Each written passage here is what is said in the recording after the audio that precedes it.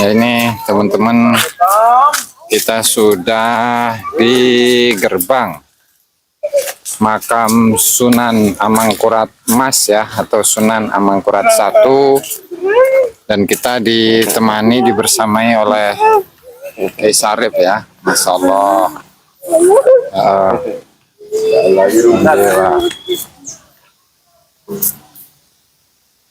Kita langsung masuk ke dalam. Ayo, bocil masuk ya. Ya. Bocil masuk dalam, tapi tubuh ya, jangan oek-oek ya.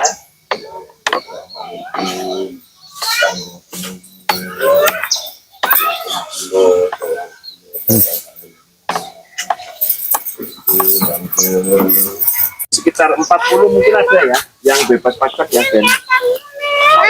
60 lebih nih rumah bebas pajak berkahnya Mbak Mangkurat.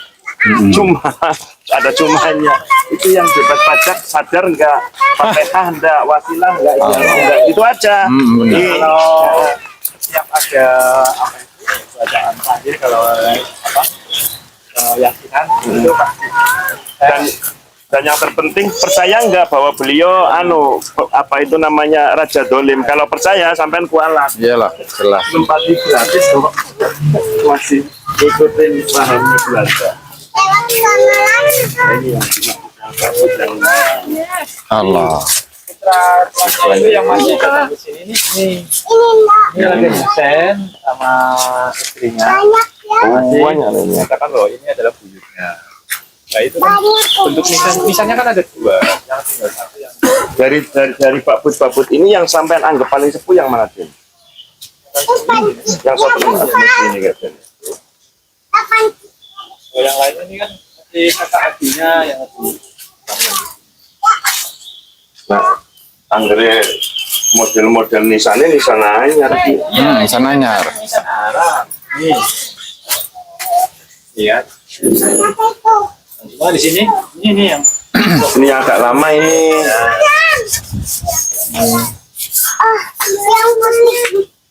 Tulisan. Raden Sosro Atmojo, Sayyid Husin bin Husain. Ini pun Baru kayaknya. ya baru Tulisan karton, Den. ada. Coba agak disiram, Den, biar kelihatan, Den. Ini kan berarti kalau itu baru, kalau ini kan itu baru, yang ini yang lama kan ini ya. Lama. Bismillah. Punten nggih, Nuro.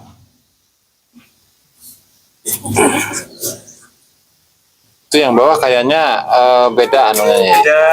Ininya Pahatannya beda. Nah, Yang mana yang beda? yang bawah garis itu, bawah garis. Ini ya. Ini kan Sayyid Muhsin Oh. bin Husainnya Ada tulisan babutnya enggak nih? ada Ada. Ini Ada. Pak Boyd. 800 berapa itu? Mana ya? Ininya baru ini.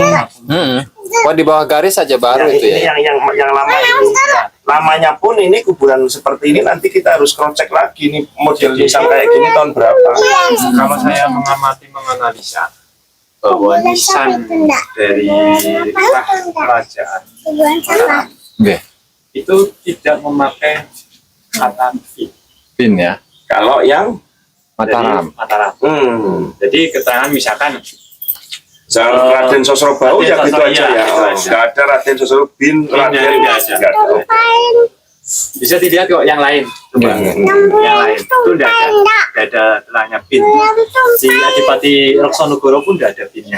Artinya Den Irham menunjukkan kami ke salah satu penghuni area makam Raden Amangkurat, salah satunya ada yang tulisannya Bakbut atau mungkin Baklawi. Apakah ini benar seperti ini ya, lagi masih proses penelitian. Dan Irham juga tidak kemudian sekonyong-konyong, wah ini karena lagi ada polemik nasab, bongkar semua, enggak seperti itu. Kita teliti, kita kasih. Kalau memang betul, ya masalahnya apa? Kan kayak gitu. Punten, Gus, kalau Den, kalau yang ini, yang nisan yang patah ini apa ini, Den? Yang belakang ini. Oh. Yang baru Iya. berarti, Gus. Enggak. Ini nanti sama-sama tim nanti kita lihatin yang ini. Ini tahun berapa?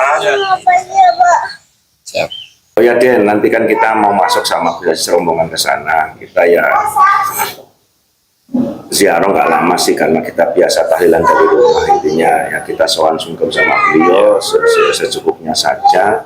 Nanti juga mau minta izin untuk namanya itu minta izin untuk buka nisan foto satu saja untuk kita matchkan dengan beberapa nisan yang sezaman dengan beliau. Iya. Terus nanti ini sebenarnya pertanyaannya sampean mesti harus berani idhar ini Den. Karena kabar itu sudah bukan kabar yang asing tapi sudah viral. Pertanyaannya simpel. Kenapa di wilayah area makam Amangkurat kok ada makom Bakbut? Itu gimana itu ceritanya?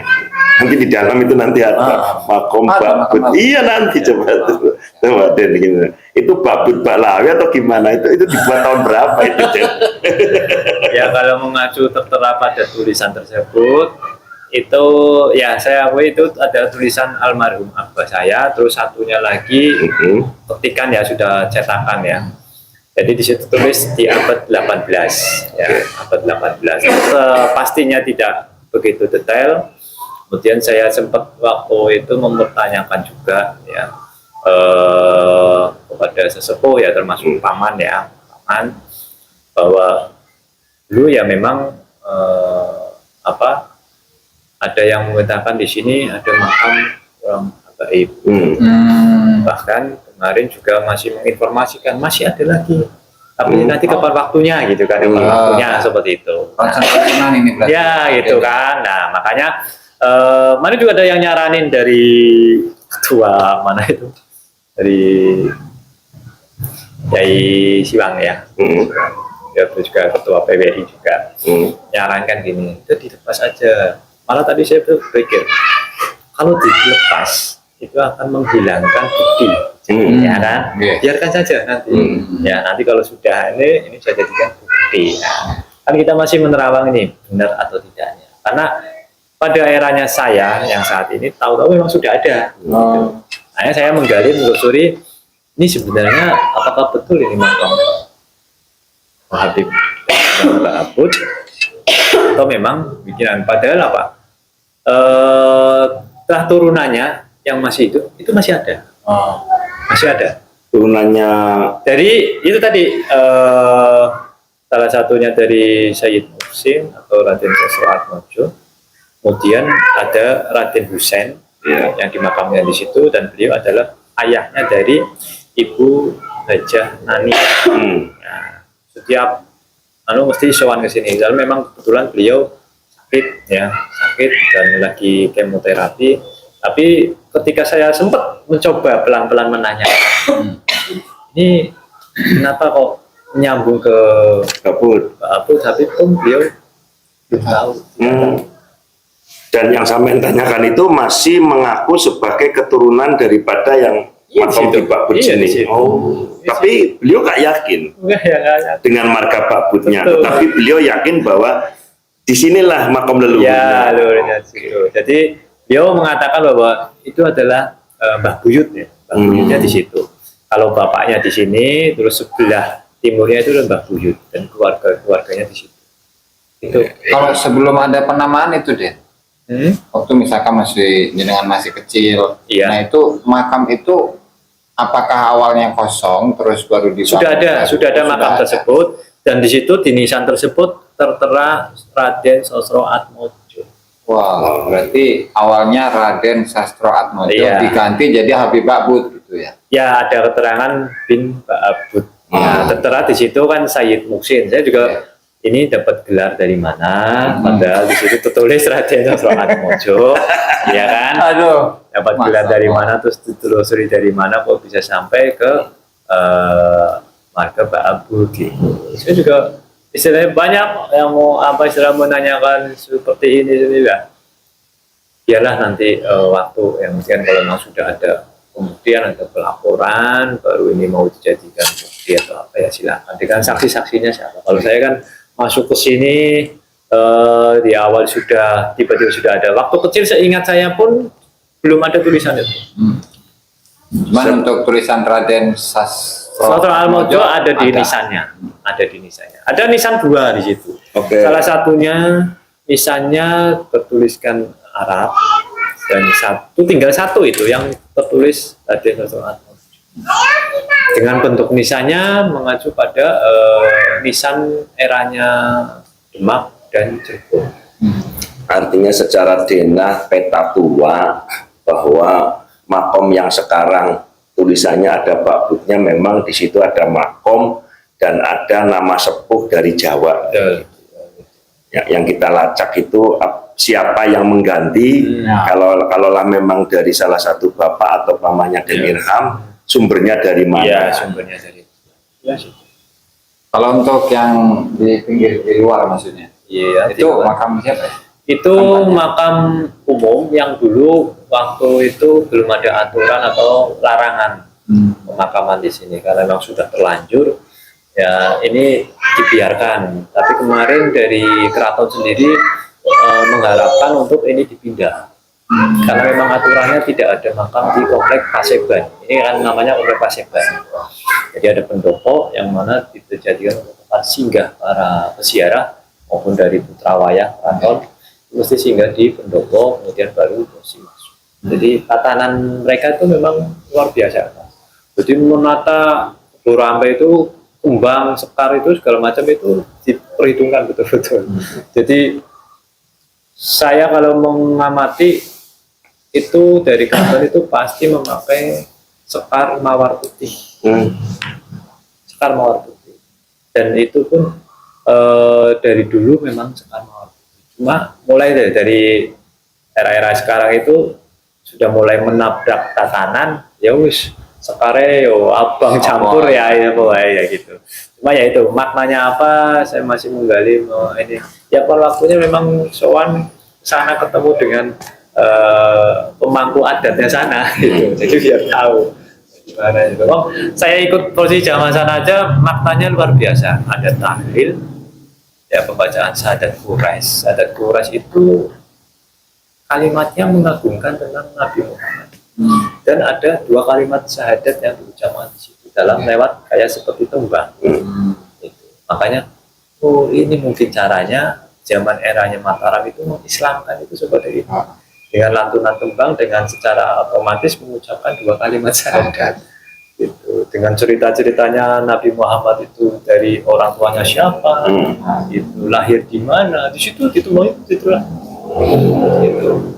Dan alhamdulillah, dan yang pemangku adat mesti tahu tatanan sakral, alhamdulillah.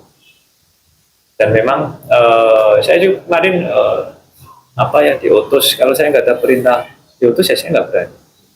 Saya ngelepas langsing lampu dan saya tetap terdiam juga di situ. Luar biasa, saya menangis ya. Saya terharu. Saya diizinkan dapat perintah untuk melepas. Tadinya saya nggak berani, ya takut ini kan istilahnya sul adab lah, istilah seperti itu. Tapi kalau sudah ditunjuk ini ya mau gimana lagi. Seperti itu. Jadi dulu waktu saya sudah tinggal di sini pun saya belum mau, meskipun sudah banyak paman suku ke sini, saya nggak mau. Barulah dari keraton turun, saya sudah dapat kancingan segala macam, perintah ya udah. Insya Allah nanti ke belakangnya saya yang khawatirkan ke belakangnya. Percaya nggak percaya, itu pasti ada. Jadi orang kalau misalkan istilahnya kewanen ya sudah ada ya, masuk adalah bukan yang diberi wewenang, tapi yang masuk ya pasti sudah ada kok Pak, buktinya ada. Yang kemarin istilahnya ikut-ikut madain jamasan, iya, jamasan itu 2 kali.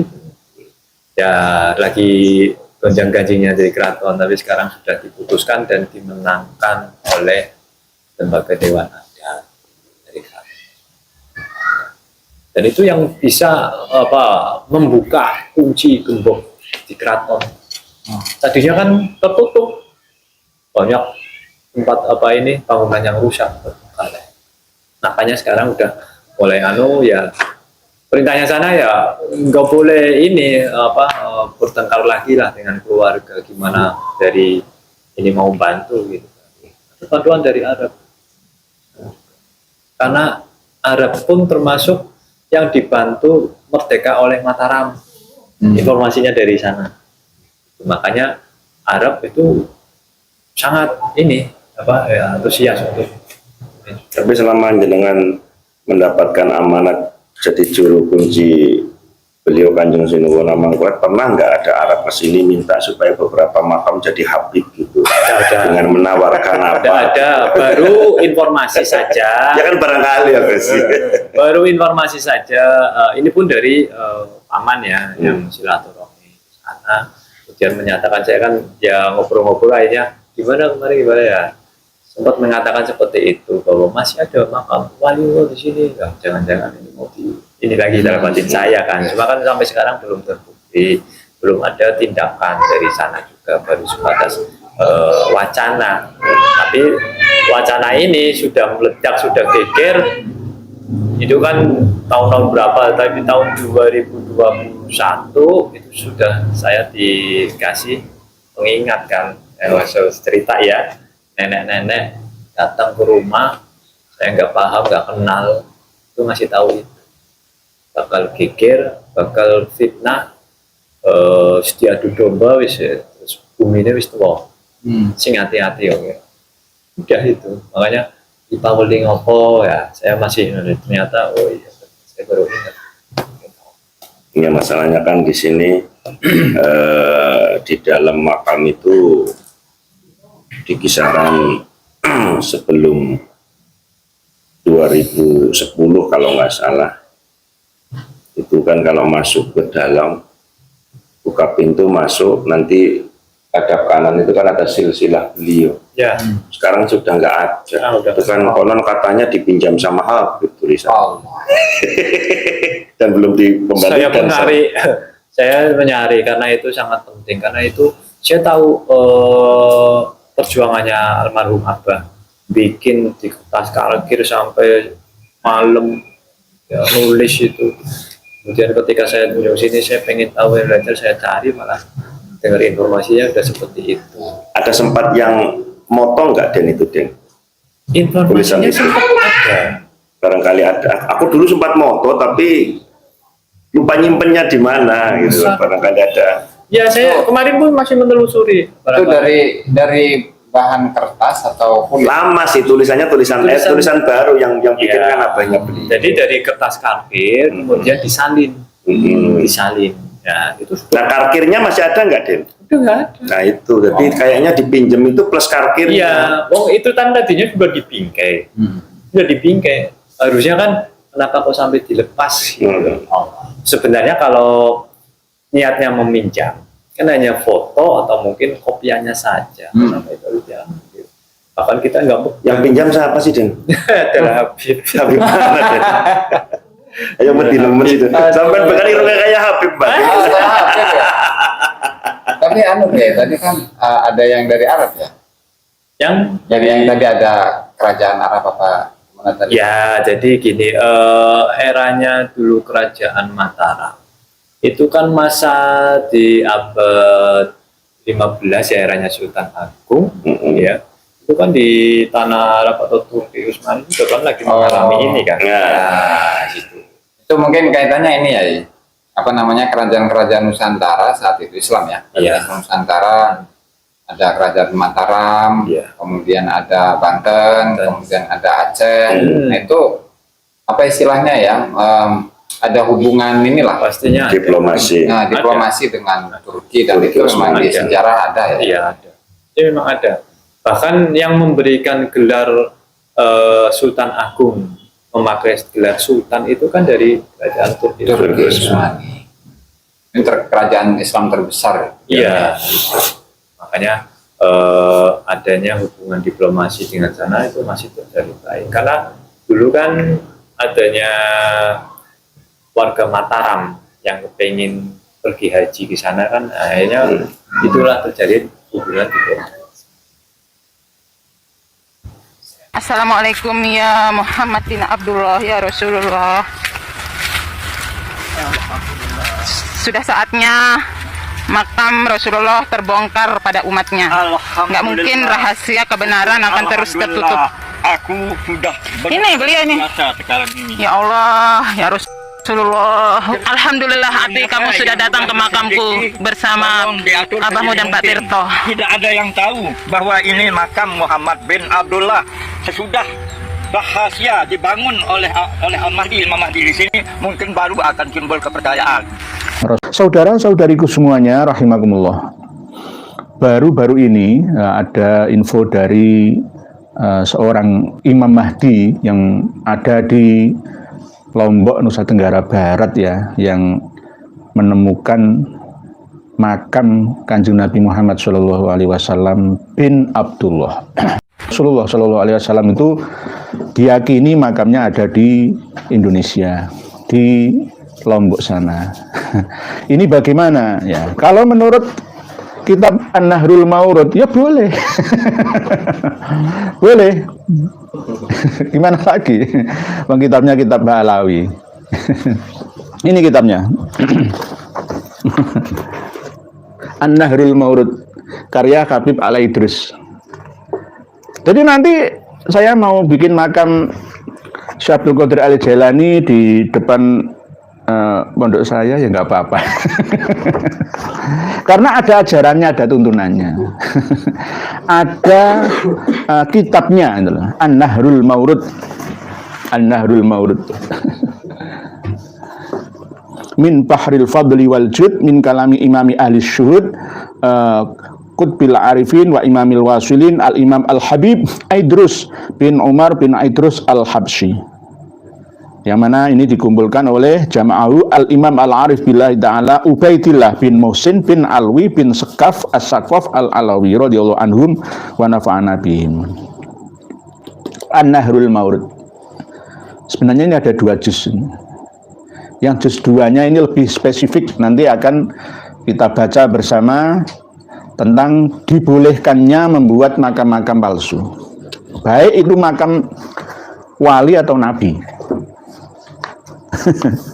Lah, kalau menurut standar normal ya ajaran Islam ya yang berhubungan dengan Quran, hadis, ijma, qiyas ya, ya jelas haram. Jelas tidak diperbolehkan. Karena apa? Itu nanti akan membaur ya, tasyabuh, tidak jelas mana yang asli, yang benar, dan mana yang salah, yang palsu. Yang akhirnya akan membingungkan itu. Tidak ada standar khusus yang bisa dipercaya ya. Pokoknya surah al-istifadhah ya wis pokoknya. Nggak perlu dalil-dalil kitab-kitab sezaman primer atau sekunder yang mendekati, ya nggak perlu ya. Ini kan dalil mereka para habaib itu. Ini sangat berbahaya jika terus diyakini ya dengan adanya dalil dari kitab ini. An-Nahrul Maurud. Kalau para kiai ada yang ingin minta kitabnya ya saya kasih.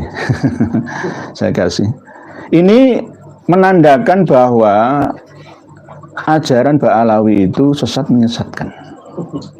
Mohon maaf. Mohon maaf. Tidak hanya sesat saja, tapi menyesatkan. Aslinya itu ranah tasawuf. Tapi jumbuh tasyabuh seakan-akan menjadi suatu anjuran ajaran syariat. Lalu diarahkan ke hakikat. Hakikatnya yang penting kan hatinya, ya, niatnya. Ya. Bihusni niyatihi atau bihasbi niyatihi wa kuwati himmatihi wa azimatihi. Tergantung niatnya. Kuatnya tergantung niatnya. Ya itu tadi. Saya membuat makam serta niati di makamnya Syekh Abdul Qadir Al-Jailani. Tak buat di kamar saya ya boleh-boleh saja. Menurut kitab ini. Para pemirsa dan pendengar sekalian rahimakumullah. Kata para luhur mereka, Ba'alawi, bahwa orang-orang yang masuk kota Tarim itu akan keluar otomatis menjadi wali. Tapi kalau menurut saya tidak. Karena apa? Selama ini kami meneliti bahwa kota Tarim itu kota yang paling terbelakang. Karena tidak menggunakan akal pikiran. Beda dengan provinsi Taiz. provinsi Aden, provinsi San'a itu lebih maju pesat. Ya, era keterbukaan informasi mereka terima, ilmu dan teknologi mereka adopsi. Tapi kalau di Tarim itu masih primitif. Karena di sana tidak mengedepankan akal dan pikiran yang sehat, hanya menggunakan perasaan, hati, dan nurani saja, sehingga tidak mampu membedakan ma bainal haq wal batil. Yang penting yakin kan gitu. Sampai-sampai ada video seorang ibu-ibu ya dari Indonesia berziarah ke sana kepingin hamil, itu ada satu tiang itu yang apabila dipegang itu bisa membuat hamil. Itu juga ada. Terus ada lagi di satu masjid itu ada tiang yang apabila orang membaca Al-Quran itu salah langsung diingatkan oleh tiang itu. Ini adalah tiang yang dulu pernah menegur atas orang yang sedang sholat di dekatnya. Kenapa? Waktu itu ada orang yang sholat di dekat tiang ini, kemudian dia baca surah Al-Quran, ternyata bacanya salah. Ditegur sama tiang ini. Ditegur sama tiang ini bahwa ayat yang kamu baca itu salah, yang benar itu begini. Akhirnya dia yang sholat tadi pun membenarkan bacaannya berkat teguran tiang ini. Setelah dia salam, dia lihat ternyata tiang ini yang menegur, gak ada siapa-siapa. Makanya diabadikan lalu diukir di sini tulisan hadisariyah allati raddat alal musalli. Ini adalah tiang yang dulu pernah menegur atas orang yang sholat di sampingnya ketika salah baca Al-Quran. Kita dapat ambil pelajaran, jangankan manusianya, ulamanya, tiangnya aja alim di Tarim ini. Tiangnya aja. Luar biasa. Kalau tiang itu tiang menungso, betul nopo-nopo. Tiang itu kan bahasa Nusantara, tiang itu manusia. Nah ini tiang-tiang beneran itu loh. Tiang tembok beton itu loh. Itu bisa ngomong dan mengingatkan bacaan Al-Qur'annya imam atau orang yang membaca Al-Qur'an di sekitar situ yang salah. Nah, hal-hal seperti ini kalau dipertahankan, dibawa ke Indonesia, maka Indonesia akan menjadi negara halu yang akhirnya tidak mampu menikmati sumber daya alam yang dianugerahkan oleh Allah Subhanahu wa Ta'ala untuk kita akses, kita nikmati bersama. Gara-gara pola pikir ya, memori yang dikotori dengan cerita-cerita halu itu. Jadi inilah bahayanya itu.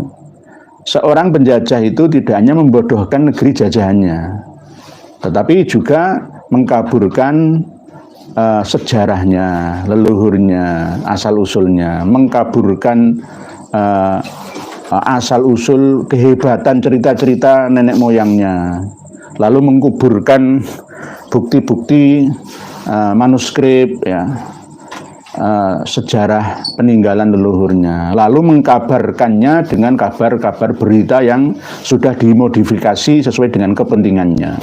Itu agendanya. Buktinya mana? Ya buktinya sekelas Profesor Yasmin Zaki Syahab, Profesor UI lah itu, Universitas Indonesia lah ya, universitas bergengsi, nomor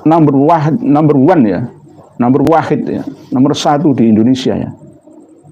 Pola pikirnya itu saja, walaupun beliau ahli antropologi ya, budaya Betawi dan Ba'alawi ya, bisa memiliki pemikiran bahwa Pangeran Diponegoro itu Ba'abut. Di sisi yang lain Pangeran Diponegoro itu bin Yahya. Jadi rebutan antara bin Yahya dan Ba'abut itu. Tuanku Imam Bonjol itu dari marga Syihab. Profesor Quraish Syihab itu mengatakan seperti itu. Imam Bonjol? Iya, Imam Bonjol itu namanya Abdullah Syahab. Syihab itu. Syihab ya Imam Bonjol. Ya kan, tapi tidak menonjol sebagai Habib, sebagai keturunan, sebagai pahlawan nasional. Iya, itu. Profesor Ba'alawi itu juga halu loh ya. Mohon maaf ya. Sekelas profesor loh ya. Integritasnya terhadap bangsa dan negara itu mana? Apalagi agama. Dikatakan itu terang-terangan waktu di RA Robito Alawiyah ya, pada sesi tanggal 8 itu ya kalau nggak salah ya.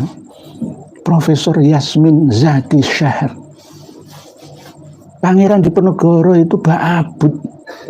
Apa bedanya dengan Syarifah Fatimah Ba'abut yang mau mengkudeta Kesultanan Banten dulu itu? Sama saja. Jadi kalau menurut saya sulit membedakan, mohon maaf nggih. Dari 1% marga Ba'alawi, mulai dari yang muda sampai yang tua, mulai dari yang Asor sampai yang paling tinggi profesor. Sama saja. Hanya 1% ini yang tersembunyi, yang saya masih belum bisa menemukan sosok-sosoknya itu. 99%. Sekelas Prof. Quraisy, ya harusnya ya, nggak usah ngomong kayak gitu. Beliau itu dari markas Syihab, ya, Quraisy Syihab, Alwi Syihab, ya, Najwa Syihab, terus Rizik Syihab, dan Syihab-Syihab yang lain. Merasa satu marga, lalu Tuanku Imam Bonjol disihabkan Muhammad Syahab. Akhirnya ya ini dari Ba'alawi lah, ngarang dari mana? Dasarnya mana? Oh, saya punya buku paling tua tentang silsilah perjuangan beliau Tuanku Imam Bonjol itu. Jadi ini sangat memalukan dan memilukan kita sebagai bangsa yang besar.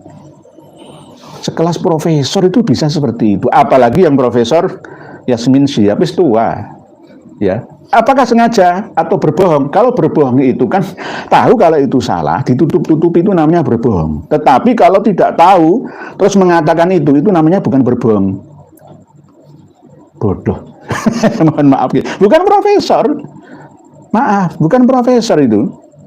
Sangat memalukan dan memilukan. Lewang Pangeran Diponegoro iku wong Jawa asli Mataraman kok. Tolong ambilkan kan apa kupluk-kupluk ini Blangkon.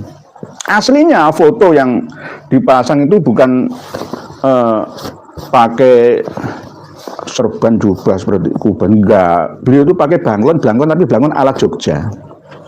Terus ini pakai biskapan itu. Kalau pas perang kadang memang menggunakan itu karena memang beliau termasuk orang yang mengidolakan tentara Janissary Turki Utsmani. Jadi kadang seperti itu, mengidolakan sosok tentara perang yang gagah berani itu. Tetapi tidak seterusnya pakai pakaian-pakaian kearapan seperti beliau asli orang Jawa. Dari mana heran saya itu. Nah inilah yang namanya sengaja. Ini memang sengaja menciptakan sejarah versi mereka untuk kita terima. Lah kalau kita sendiri mungkin mampu ya memilahnya, tetapi kalau anak-anak didik kita bagaimana? Nanti jika buku-buku sejarah kita dirubah oleh mereka, terus anak cucu kita ini tinggal menikmati saja tanpa bisa memprotes atau memproteknya, bagaimana? Akan jadi apa bangsa ini? Jadi bisa juga bahasa kasarannya itu ingin mengkooptasi satu negara dengan bendera agama. Mohon maaf. Sekali lagi mohon maaf. Padahal kita ini negara besar, penduduknya terbesar, wilayahnya paling luas dan besar, ya, kekayaannya sangat besar, banyak orang-orang besar, ya. Sebelum ada bangsa Arab itu orang kita itu sudah ada sejak dulu. Sejak dulu. Cerita tentang negara Sabah ada di Yaman itu nanti akan kami mentahkan, akan kami patahkan, insya Allah di waktu yang berbeda. Jadi kita ini kelemahannya adalah tidak berani meluruskan pembeloan yang selama ini mereka lakukan. Kita kadang-kadang masih biarkan saja lah, nggak ada pengaruhnya. Oh, nggak bisa. Tesisnya Siti Fatimah yang mengatakan bahwa makam KRT Sumodiningrat itu ada di Lamper Kidul Semarang sudah terbit kok di ACC dan menjadi sarjana S2 kok. Ayo, kita mau apa? Nanti suatu saat itu akan dijadikan sebagai rujukan, referensi, penelitian oleh mahasiswa-mahasiswi kita berikutnya. Nah, ini sangat berbahaya. Apalagi ketika ada tulisan dari Badan Statistik Nasional Surakarta ya, yang mengatakan bahwa yang berziarah ke makamnya Habib Ali bin Muhammad Al-Habsyi itu ada 800 juta orang. Sudah ada bukunya itu, Badan Statistik Nasional ya, wilayah Surakarta. Ini kan sangat berbahaya. Oleh sebab itu kita harus waspada. Jangan terlena. Oleh sebab itu juga harap saudara-saudara yang menemukan kejanggalan makam-makam palsu rubuhkan saja. Robohkan saja, tapi tetap menggandeng aparat setempat. Ya, jangan main hakim sendiri. Termasuk yang di Ulu Jami, ya, Pemalang itu sudah bagus, melibatkan aparat desa setempat. Karena memang ceritanya yang dimakamkan di situ adalah petakik, tukang ngurus kuda. Kok bisa jadi Habib bin Yahya? Ya karena memang ngabdi dalamnya Habib yang ada di Pekalongan itu. Dikasih marga bin Yahya. Kok bisa ya membangun kubah di atas makamnya yang begitu megah ya, di makam umum ya, pemakaman umum ya, kok bisa ya? Kemana saja kemarin warga di sana itu? Kecolongan ya, tapi nggak berani, mungkin takut sama dinasti Pekalongan ya. Akhirnya sekarang nggak ada yang ditakuti lagi. Ini karena perjuangan kita bersama. Kiai Imad, ya, Raden Syarif Rahmat, ya, Gus Abbas, Gus Aziz Jazuli dan kawan-kawannya. Jadi jenengan semua juga terlibat. PWI, LS sudah berdiri di mana-mana. Di Sukabumi 41 makam palsu dihancurkan, ya. Di Wonosobo 78 makam palsu dirubuhkan. Ya. Ini bagian daripada tanda-tanda rungkatnya dinasti Ba'alawi yang ada di Nusantara. Insya Allah seperti itu.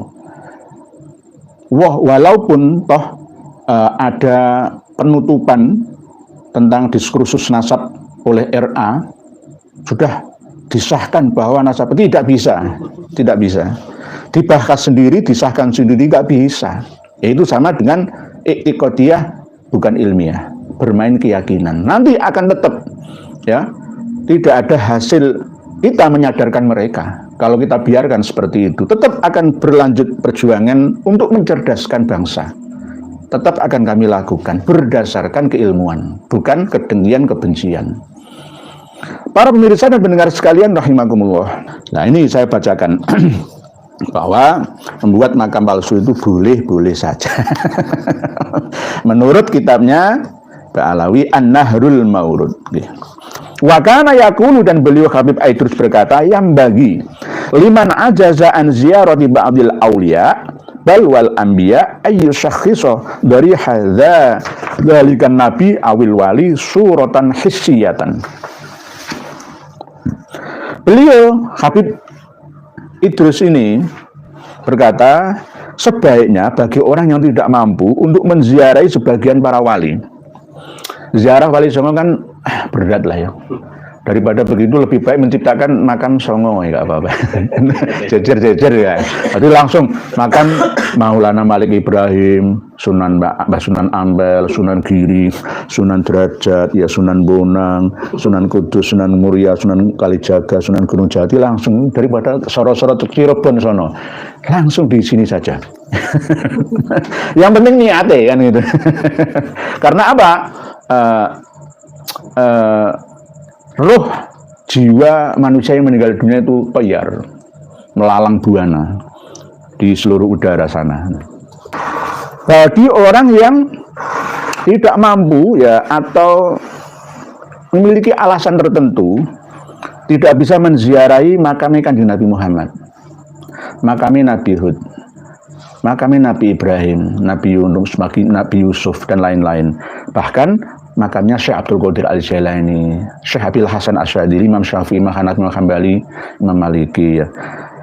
Dia boleh membangun doreh. Doreh itu ya yes, kuburan, ya yes, batu nisan gitu, dibentuk dari kayu atau batu atau kain, ya. Nabi atau wali itu. Nabi atau wali itu.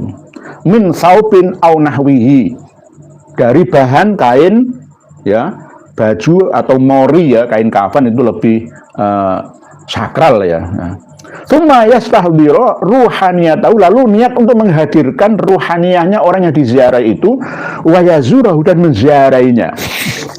Wa ya'malu ma ya'malu law hadara inda barihi, dan melakukan sesuatu sama seperti ketika berziarah langsung. Misalkan saya ziarah ke makam Mbah Sunan Bonang, ya sama seperti ketika saya asli ziarah di makam Mbah Sunan Bonang itu. Fa innahu yahsulu lahul madad, maka perbuatan itu sesungguhnya mampu menghasilkan keajaiban pertolongan, ya, kemanfaatan, ya, kemaslahatan min dzalikal wali awin nabi, mendapatkan karomah dan maunah syafaatnya nabi, karomahnya wali itu. Bihasbi niyati, tergantung niatnya. 166 sampai 167 ya. Bihasbi niyati wa quwwati himmati, dan kuatnya semangat, ya. Semangat antara niat dengan himmat itu saudara kembar. Tapi himmat ini keinginan yang lebih kuat itu. Wa azimati, dan azimahnya, azimah itu ya sama, kekuatan batiniah, ya, niat yang sangat kuat. Antara niat kuat tuh himmah dan azimah ini bareng, maka mantep muadep ngasilake ing pikarep, ya, akan mendapatkan apa yang dikehendakinya, yang dimaksud hajatnya itu. Ya sama seperti makam Kanjeng Nabi Muhammad SAW yang ada di Lombok, Nusa Tenggara Barat itu. Nah, kalau menurut standar ajaran Islam yang benar, ya nggak boleh. Itu namanya pembodohan, penipuan publik, membuat hayalan-hayalan sendiri. Oleh sebab itu nggak perlu ditaati kitab ini. Cukup diketahui bahwa memang Ba'alawi itu memiliki rujukannya.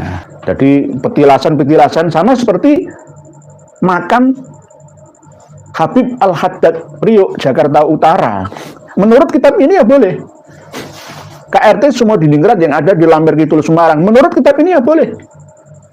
Makam Syekh Jumadil Kubro yang ada di Terboyo, ya menurut kitab ini boleh. Coba ajur apa enggak?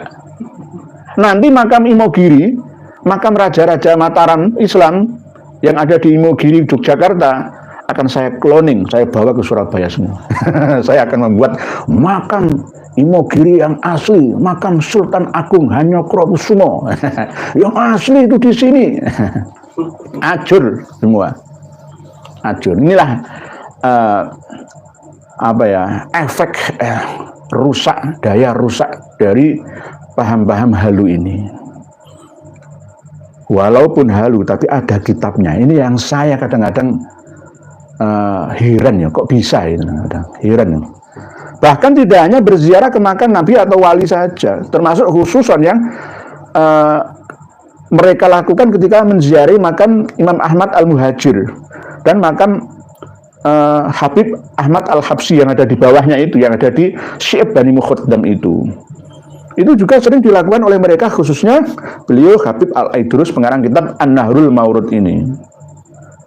Wa kana radhiyallahu anhu yutilu fi ziyarah khususan li hadaini sayyidaini Ahmad bin Isa wa Sayyidina Ahmad Al-Habsyi. Jadi di makam Syi'ab Bani Mukhaddam itu ada dua makam. Yang atas 100 meter naik ke atas itu, lereng bukit itu makam Imam Ahmad Al-Muhajir, yang bawah itu makam Habib Ahmad Al-Habsyi, tapi baru ya, sekitar abad 11-an Hijriyah. Wa yaqra'u qira'atan murattalatan wa yad'u bi du'ain qad jama'ahu fi kitabin yaqra'uhu nadhran inda ziyaratihi lahumma wa li ghairihima wa kana inda nihayati ziyarati Sayyidina Al-Muhajir yakumu wa yakhruju ra'sahu minal fathah allati tuqa bil wajha Sayyidina Al-Muhajir. Di sebelah, di sampingnya makam Imam Ahmad Al-Abad Al-Muhajir di Husaysah Syi'ab Bani Mukhaddam itu kan ada terowongan itu, ada bolongan itu ya. Bolongan itu katanya kalau pas ziarah ke sana itu ngundang, orang-orang Indonesia ke sini, sama dengan wa'adzin finnasi bil haji ya'tu karijalan wa ala kulli dhamirin ya'ti kulli fajjin amik itu. Sama kayak seperti itu. Terus madhab wajah Sayyidina Al-Muhajir wa yusallim ala Sayyidina Al-Khidir. Tidak hanya menghadap wajahnya Imam Ahmad Al-Muhajir, tapi juga mengucapkan salam kepada Nabi Khidir Balya Ibnu Mulkan. Wa yaqulu anna Sayyidina Al-Khidir alaihissalam yusyarrifu kulla yaumin min tilkal fadlah, menampakkan diri di bolongan itu. Ada bolongan, nanti jenengan lihat sendiri makam Imam Ahmad Al-Muhajir. Ada bolongan itu. Lah, itu setiap hari ya, kulla yaumin kok. Nabi Khidir itu selalu menampakkan diri di situ. Min tilkal fathah wa yusallimu ala sayyidinal muhajir, dan mengucapkan salam kepada Imam Ahmad Al-Abah An-Nafat katanya yang bernama Ahmad Al-Muhajir itu radhiyallahu anhu. Nah, ini ada kitabnya. Nah, ini halaman 181. Jadi mulai 160 sampai 190 ini ada poin kalimat-kalimat penting ya yang bisa kita pahami bersama, bahwa ternyata mereka itu hanya menggunakan perasaannya saja, tidak menggunakan akal sehatnya. Padahal kekuatan kelebihan manusia itu terletak pada akal sehatnya. Ahsani takwimnya manusia itu terletak pada akal, pikiran yang sehat yang Allah berikan, tetapi ditanggalkannya guna untuk mengikuti halusinasinya saja. Nah, ini kitab An-Nahrul Maurud tidak hanya makam wali yang bisa diduplikasi, makam Nabi pun bisa. Begitu juga ziarah-ziarah manapun yang menyulitkan ya atau lemah untuk mendatangi terlalu jauh makamnya, maka cukup membuat makam-makam palsu. Ya, di dekat sini makanya Imam Syafi'i saya bangun di Surabaya ini ya boleh menurut kitab ini. Oleh sebab itu inilah yang namanya kesesatan yang nyata. Tapi anehnya ada kitabnya. Berarti panjenengan semua bisa menyimpulkan ajaran apa ini, kan gitu. Kesimpulan atau bahasan akhirnya adalah bahwa ternyata ajaran mereka itu menyimpang. Karena ada tuntunan kitabnya dari leluhurnya sampai sekarang. Yang saya masih acungi jempol dari 100% ya, itu ada 1% diantaranya adalah pengarang kitab Idhamul Qut ini, yakni Habib Abdurrahman bin Ubaidillah As-Saggaf, Mufti Hadramaut ini. Ini hidupnya setelah pengarang kitab yang kita bahas kemarin, Al-Istizadah. Bukan Al-Istizadah. Al-Istizadah itu cucu Samsud Dohiroh. Samsud Dohiroh kan Habib Abdurrahman Al-Masyhur, itu juga Mufti Hadramaut, tapi ini Habib Abdurrahman bin Ubaidillah As-Saggaf. Wafatnya tahun 1275 Hijriah. Ya. Ini kacek selawe tahun dengan Syekh Yusuf bin Ismail An-Nabhani. Nah, ini penting ya untuk kita buka apa yang beliau tuliskan dan sampaikan, bahwa beliau sangat-sangat profesional walaupun dari kalangan Ba'alawi sendiri. Wantaqala minha ila Qaradushat, kitab Idhamul Qut halaman 781. Falam ya'nas biha. Fantaqala ila al-Khusaisah bidhamil ha wa fathis sin al-mukarrarah bainahuma ya musyaddadah maksurah. Qaryah ala nisfi marhalatin min Tarim, 12 km lah Khusaisah itu dari kota Tarim. Fastautonaha ila Antufia biya sana 345 Hijriah. Wa dufina bi khidbil jabali al-madhkur. Bi khidnil jabali al-madhkur. Qala Sayyid Umar bin Abdurrahman Sahibul Hamra fi tarjamatihi lil Idrus. Habib Umar bin Abdurrahman Sahibul Hamra dalam kitab Fathur Rahimir Rahman mengatakan bahwa tuwfiya Syekh Ahmad bin Isa bil Khusaisah. Imam Ahmad bin Isa Al-Muhajir menurut mereka itu wafat di Khusaisah. Wa dufina fi Syibya, dan dimakamkan, dikuburkan di lereng gunung yang ada di Khusaisah. Tapi walam yu'rafil ana maudi'u qabri, tapi tidak diketahui sampai sekarang tahun 889 Hijriah itu letak kuburannya Imam Ahmad Al-Abah. Jenengan hitung 345 nggih. 889 Hijriah dikurangi 345 berarti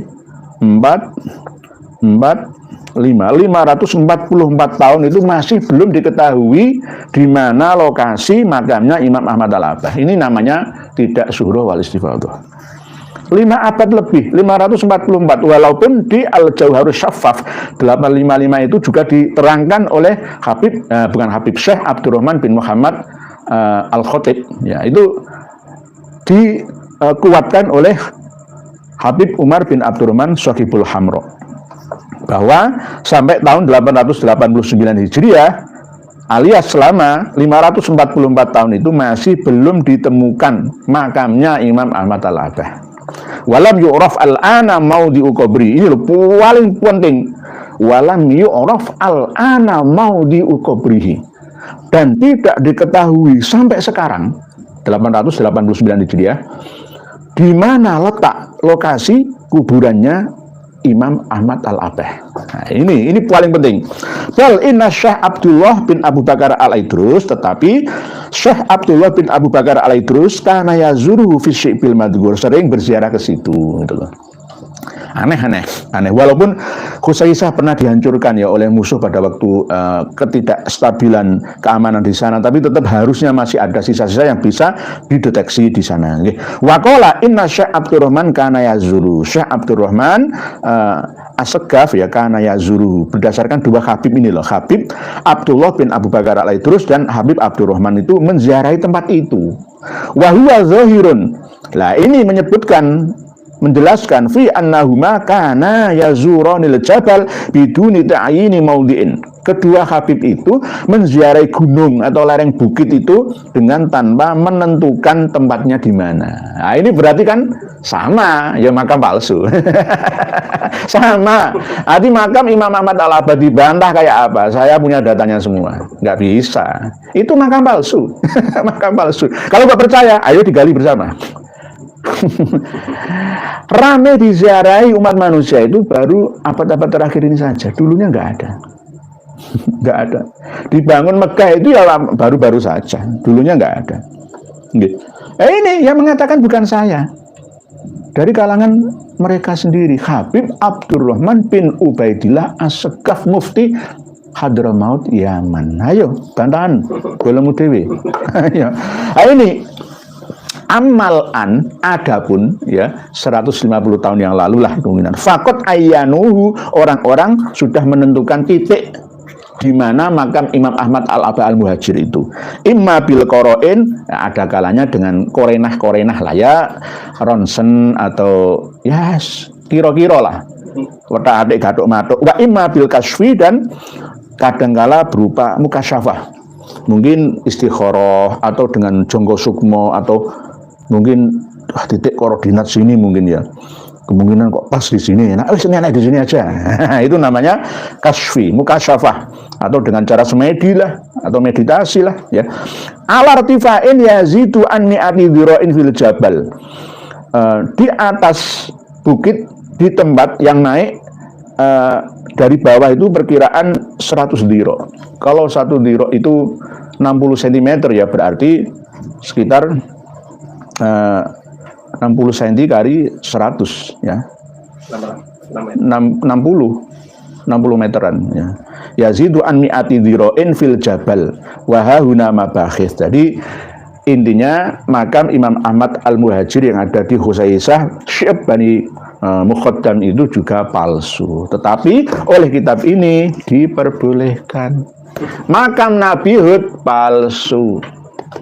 Gak ada makam Nabi Hud terbelah seperti itu tuh, gak ada. Makam Nabi Hud itu hidup pada abad atau tahun berapa? Nah, inilah yang namanya amburadul ya. Sengaja menciptakan ketidaknyamanan suasana pemahaman sejarah kita. Di antaranya diikuti oleh sekelas Imam Mahdi versi Lombok sana, yang akhirnya menemukan makam Rasulullah Shallallahu Alaihi Wasallam tidak di Madinah makamnya, tapi di Lombok Nusa Tenggara itu.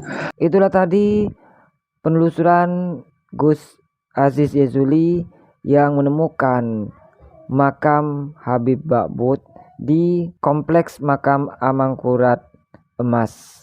Dan tadi sudah kita simak bersama bahwa batu nisan yang ditancapkan ini batu nisan baru, dan di situ tertulis nama Habib Ba'bud.